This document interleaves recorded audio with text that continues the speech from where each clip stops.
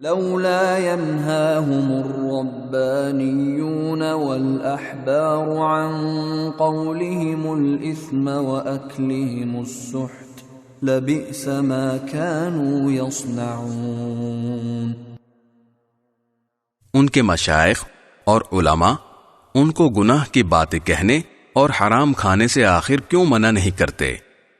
حقیقت یہ ہے کہ ان کا یہ طرز عمل نہایت برا ہے۔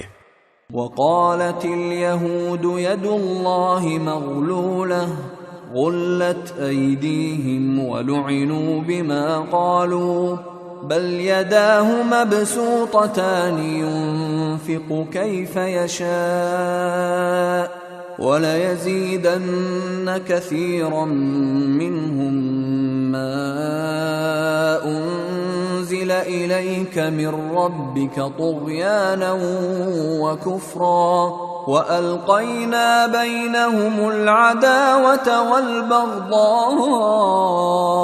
إِلَى يَوْمِ الْقِيَامَةِ كلما أوقدوا نارا للحرب أطفأها الله ويسعون في الأرض فسادا والله لا يحب المفسدين۔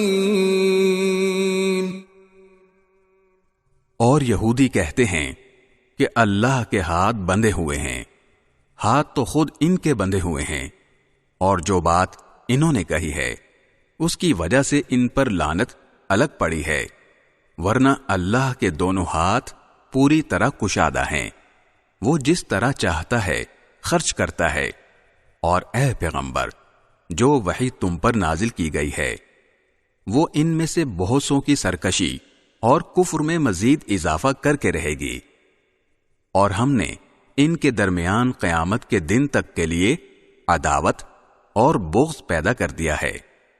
جب کبھی یہ جنگ کی آگ بھڑکاتے ہیں اللہ اس کو بجھا دیتا ہے، اور یہ زمین میں فساد مچاتے پھرتے ہیں، جبکہ اللہ فساد مچانے والوں کو پسند نہیں کرتا۔